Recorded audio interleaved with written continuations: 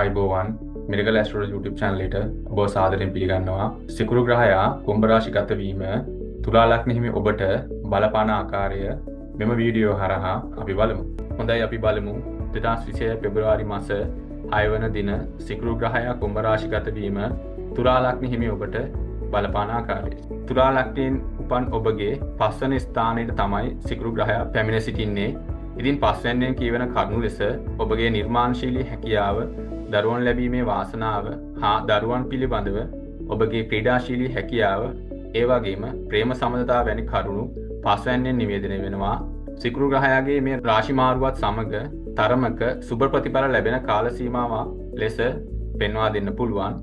තුලා ලග්න හිමි ඔබගේ ලග්න අධිපති සිකුරු මෙලෙස පස්වැන්නට පැමිණීමෙන් ඔබේ නිර්මාණශීලී හැකියාව, කලා හැකියාව, ඒ වගේම නව අදහස් මතුවෙන කාල සීමාවක් ලෙස පෙන්වා දෙන්න පුළුවන්.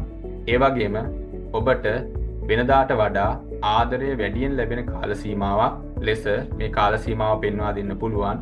ප්‍රේම සම්බන්ධතාවල ශක්තිමත් බව හා ආදර බැඳීම් වර්ධනය වන කාල සීමාවක් ලෙස පෙන්වා දෙන්න පුළුවන්. දරුවන් අපේක්ෂාවෙන් සිටින ස්ත්‍රී තුලා ලග්න හිමි ඔබට සුබ කාලයක් ලෙස පෙන්වා දෙන්න පුළුවන්. අධ්‍යාපනය ලබන දරුවන්ගේ අධ්‍යාපන කටයුතු වර්ධනය වන බවක් පෙනී යනවා.